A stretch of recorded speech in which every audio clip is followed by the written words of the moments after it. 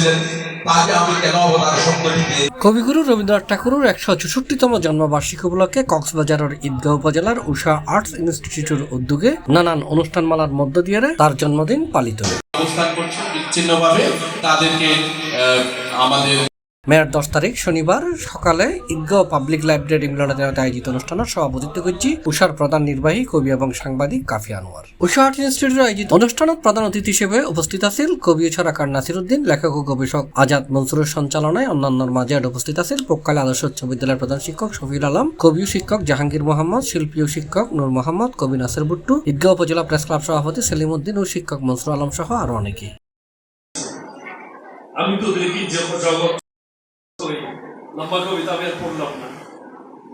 এই রবীন্দ্রনাথ ঠাকুরই আরেক জায়গায় তিনি বলছেন, একটি ছেলে আসিয়া একজন মাকে মুহূর্তে পৃথিবীর সকল ছেলের মা করিয়া দিল। অর্থাৎ সার্বজনীন একটি মাতৃত্বের রূপকে দারুণ ভাবে তিনি তুলে ধরেছেন।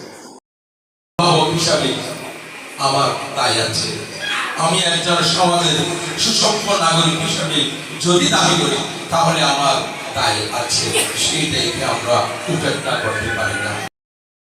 জানো, অনুষ্ঠানের শুরুতে কবিগুরুর প্রতিকৃতিত পুষ্পমাল্য অর্পণ করে রবীন্দ্র জয়ন্তী সংখ্যা কিসির মিসির স্মারক উন্মোচন করা হয়। পরে রং তুলিত কবিগুরুর প্রতিকৃতি অঙ্কন, কবিতা পাঠ, রবীন্দ্র পাঠ ও গান পরিবেশন করা হয়। তিনি আর বলে যান অনবরত শিশু অনুষ্ঠান।